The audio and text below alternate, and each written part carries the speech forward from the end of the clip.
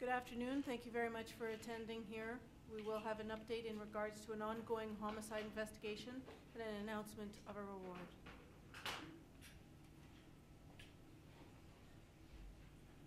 Good afternoon, everyone. My name is Detective Scott Whittemore of the Toronto Homicide Squad. This afternoon, I would like to update you on the investigation into the murder of Rose Liu. Rose was 62 years old at the time of her murder. She owned and operated a dry cleaning business called Top A Cleaners, which was located at 3430 Finch Avenue East, which was at the corner of Warden Avenue in the city of Toronto. On Monday, May the 10th, 2010, at approximately 12:15 p.m., Rose Liu's lifeless body was located by a neighboring shopkeeper. To date, the investigation has revealed that Rose was working in the shop by herself when the suspect entered the store and violently attacked her. The suspect entered and left the store after walking from the east portion of the plaza and was last seen walking in a southeast direction towards the intersection of Finch Avenue East and Bridletown Circle. An autopsy was performed and revealed that Rose died from stab wounds. To date, an extensive investigation has been and is continuing. Forensic evidence from the scene was collected and is part of the investigation. No one to date has been named a suspect in the murder of Rose Liu. I'm appealing to the people in the community in that area who may have information that can move the investigation forward. This person may have already been interviewed by us, the investigators, or spoken to during police canvass of the areas. The suspect in the matter is a female who looks to be in her late 20s to mid 30s. She is of Asian or possibly Middle Eastern descent.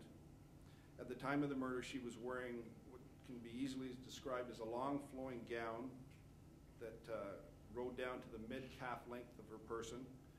She was wearing black shoes with some sort of a white design on the outer sides of them. Her hair appeared to be tied back in a ponytail, and she was carrying one of the reusable style shopping bags that you get at your local grocery store or drugstores. I'm asking anyone in the community to come forward and assist us with information they think can help solve this murder. If you have any suspicions or suspect any person, please come forward today or in the near future. The Toronto Police Service is committed to solving this crime, which has devastated the Rose's family and close friends. At this point, I've been authorized by the Chief of Police, William Blair, to offer $50,000 reward from the Toronto Police Service for evidence leading to the identification, arrest, and conviction of the person or persons responsible for the murder of Rose Liu.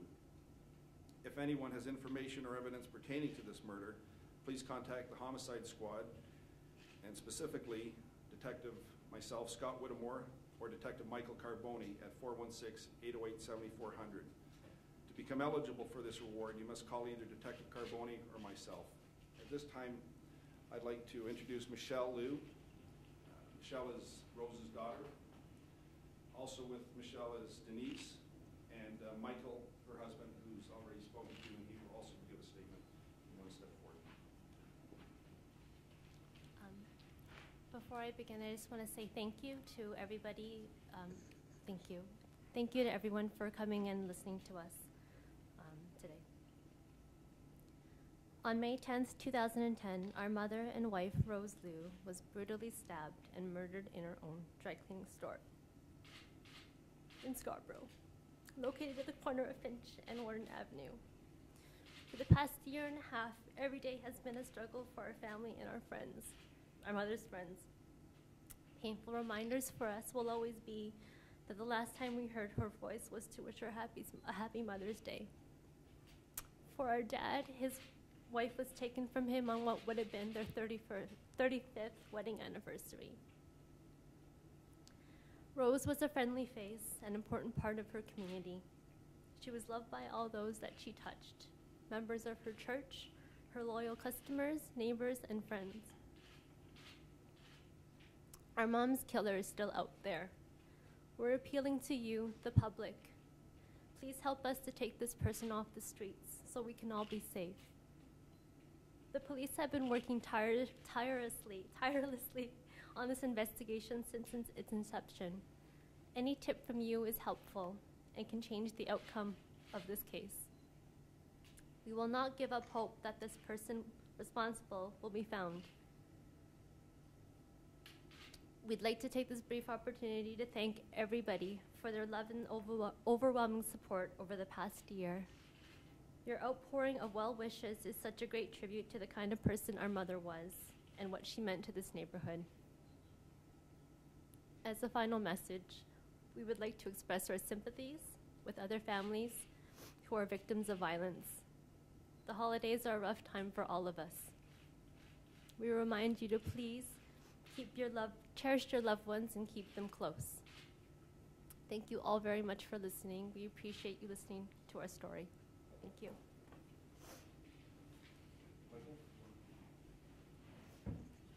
Michael will read a written statement in Mandarin. Mandarin is okay, or Cantonese? Okay. Thank you. First of all, thanks to the media for helping us to broadcast this situation that we are having. 谢谢这个中文电台和使我们的这个最爱上的时间，帮助我们。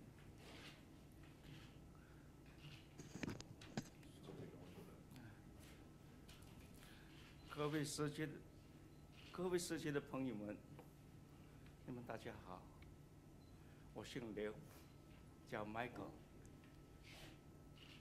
在去年5月10日那天，是我跟太太结婚的35周年。正好在那天，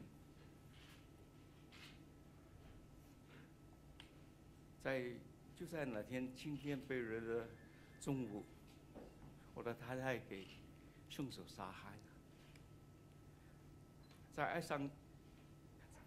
在非爱中有许多亲戚朋友们，他们很热心热爱的慰问的和帮助我们挽回一些后事。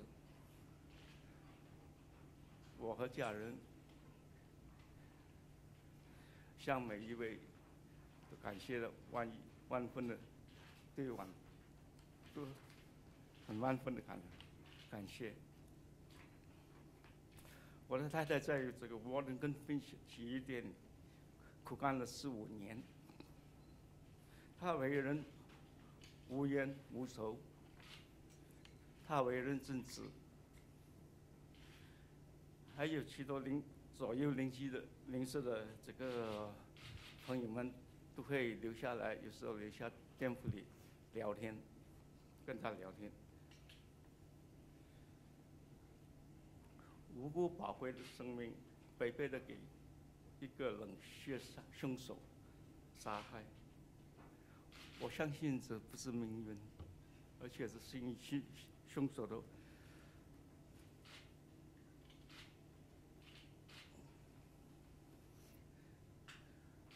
这命案已经过了1年半的时间，我家人也过了非常痛苦的生活。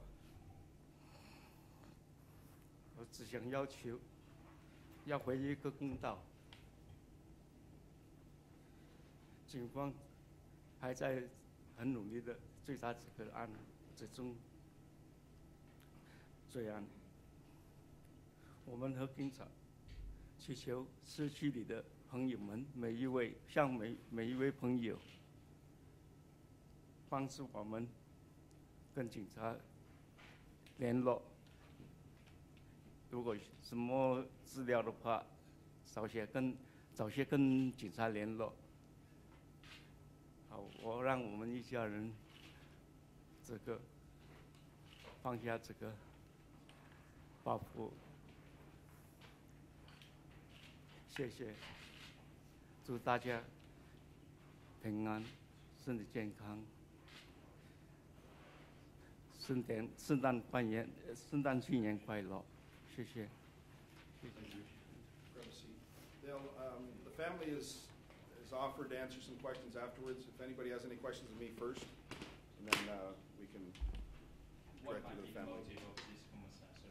Pardon me? What might be the motive? We don't have a motive at this time. In Canada, you don't need a motive, to solve a crime, but it certainly gives us some direction. But right now, we don't have a What motive. is the most challenging part that make this case unsolved for the last 1.5 years?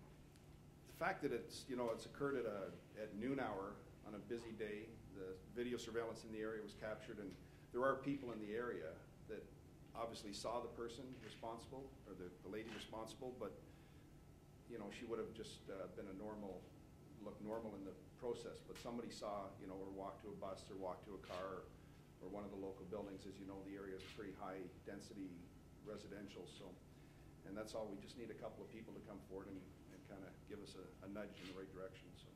How many tips have you received about that woman in the photo in the surveillance?